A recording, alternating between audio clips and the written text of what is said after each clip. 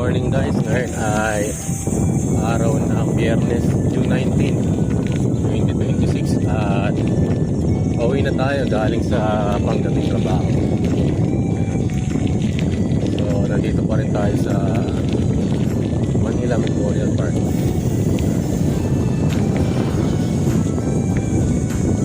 As usual, yung lagi natin ginagawa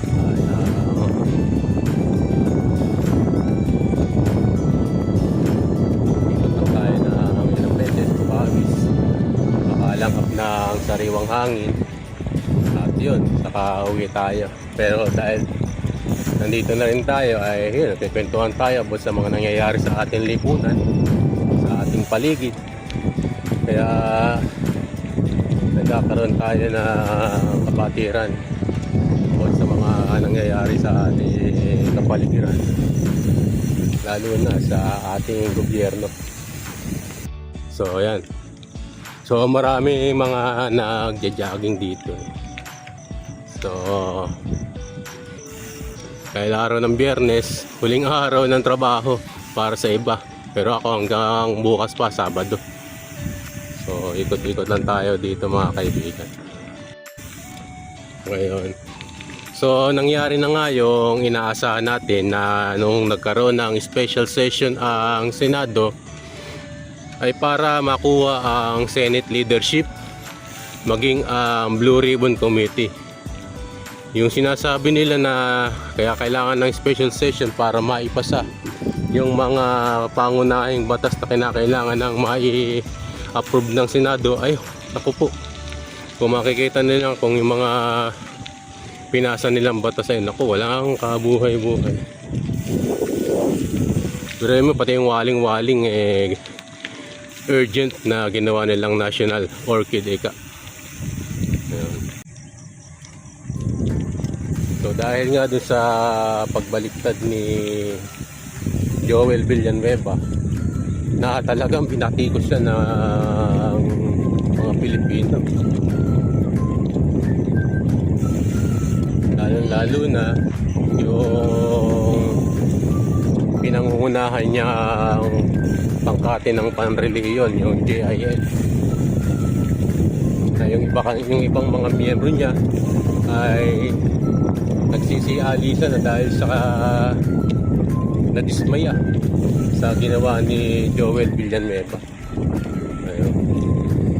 Ang akala kasi nila ay maninindigan itong pastor nila, pero dahil sa takot makulong at sa usaping pampamilya ay pinili na bumaliktad sa Senado, na pumunta dun sa paanig ng Gatchalian Block. Ayan. Kaya tinagurian siya ngayong butas. Ayan.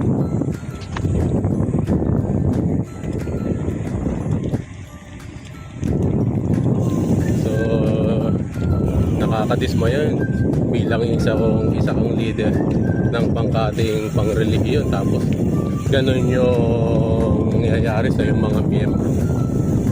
Naalala ko kasi yung privilege speech niya nung kasagsagan ng blood control anomaly, na itinanggi niya yung paratang sa kanya ni Bryce Hernandez at ni Henry Alcantara.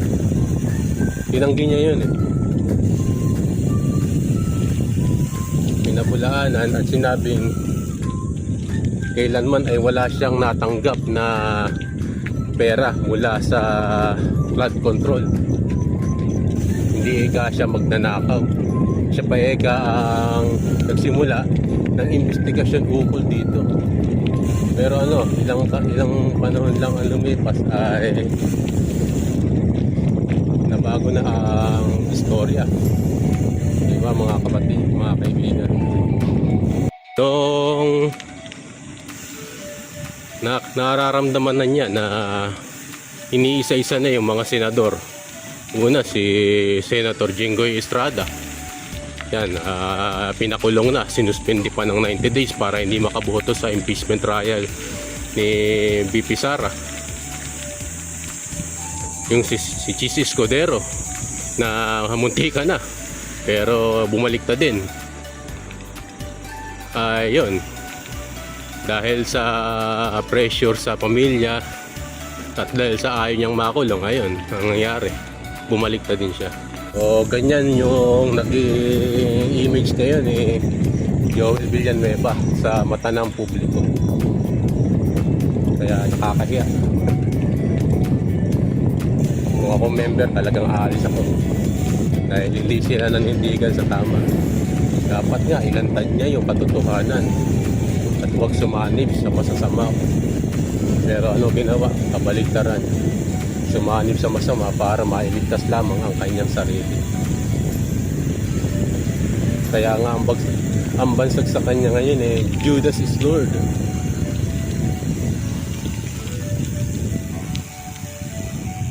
Mas natakot pa siya kay Jesus Crispin Remulla, bagamat yung pangalan ni Ombudsman ay Jesus din. Sabi nga nung mga member niya, mas natakot pa siya kay Jesus Crispin Remulla kaysa kay Jesus Christ na nakapangalan sa kanilang samahan ng pangreliyon, Jesus is Lord Church. Di ba nakakahiya mga kaibigan? Dating siya ni Jesus Crispin Remulla, Ombudsman, ikaw talaga.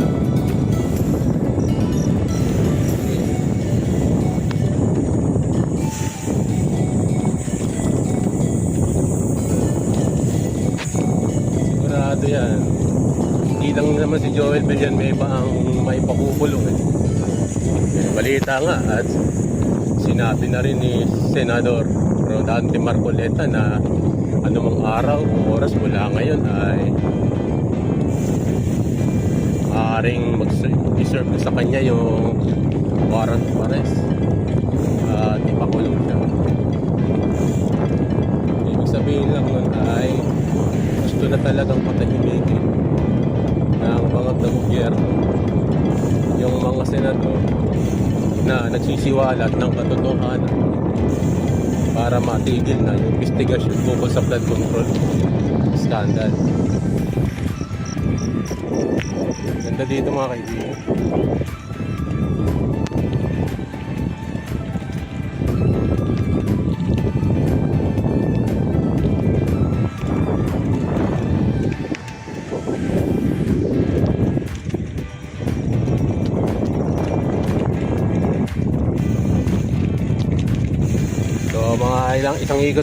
Isang ikot pa tayo at tayo ay uuwi na mga kaibigan at pasado alas 7 na ng umaga.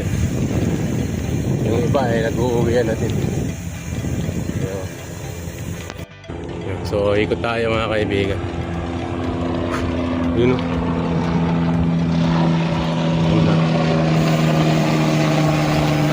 So dito tayo.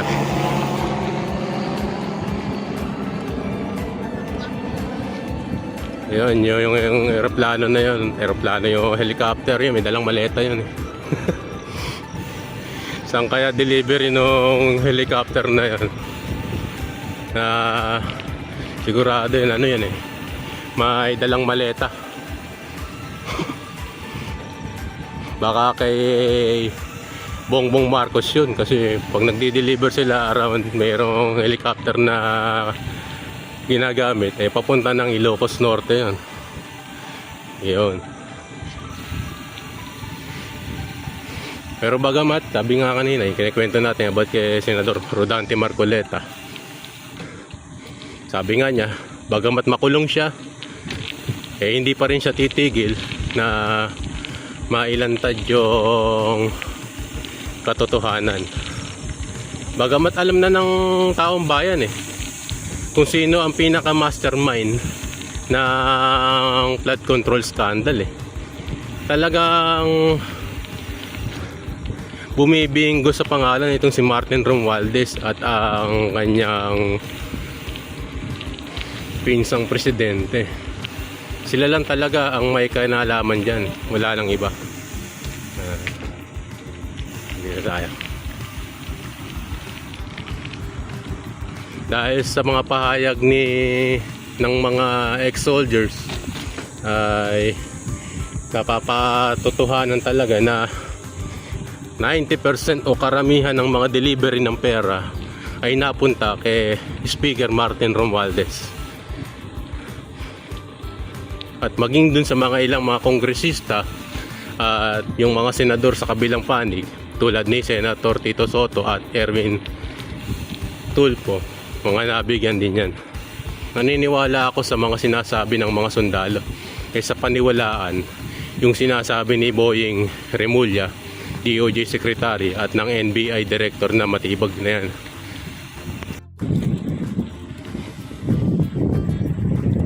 Alam naman natin na ang Office of the Ombudsman, ang Department of Justice at ang National Bureau of Investigation ay nasa ilalim ng pamumuno ng Executive Department o na ang Office of the President. Kaya lahat ng sasabihin ng Presidente ukol sa nawa ay pagbawalan yung mga investigasyon, ipakulong yung mga nagsasabi ng mga katotohanan, nagagawa ng mga ito. Nawe-weaponize yung mga departamentong ito. Kaya yung pag-iimbestiga ng ombudsman, hindi ka panipaniwala yan mga kaibigan. Ngayong bumaliktad si Senator Joel Villanueva, sinabi niya nung nakaraang press conference na hinug na ang kaso na isasampa sa kanya. Pero bakit hanggang ngayon ay wala pang naisasampang kaso? Tingnan natin, bumaliktad na si Joel Villanueva, tingnan natin kung ano mangyayari sa kaso. Kung mawawala na lang ba o magiging parang bulanan. Ganun na siguro mangyayari na. Ganyan sa Ombudsman Boying Remulla. Kaya itong si Jinggoy kahit inaalok na sumama sa Gatchalian Black ay hindi siya napatinag. Nanindigan siya kahit na siya ay kinulong. Hanggang ngayon, di ba, nakakulong si Jinggoy. At para nga hindi siya makaboto ay sa impeachment trial ni VP Sara ay sinuspindi pa siya ng ombudsman ng 90 days. Tinanggap niya yun. Tinanggap niya lahat para lang sa kanyang paninindigan. Kaya kay Senator Jinggoy, kahit sinasabing gawin sa bad one, good na good one ka sa bawat isa sa amin, sa aming mga taong bayan, sa aming mga simpleng mamamayang Pilipino. Mabuhay ka, Senator Jinggoy Estrada. At mabuhay din lahat ng mga nagsisiwalat ng katotohanan, ng mga agent ex-marine at iba pa na Tony Balikod, nila Congressman, ex-Congressman Mike Defensor, at sa lahat ng mga nag-aagad ng katotohanan. Mabuhay po tayo lahat. Darating din ang panahon na mananaig din ang katotohanan. So, mga kaibigan, ay uwi na tayo.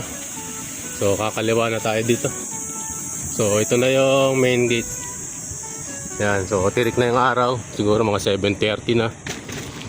Yan, uwi na tayo mga kaibigan.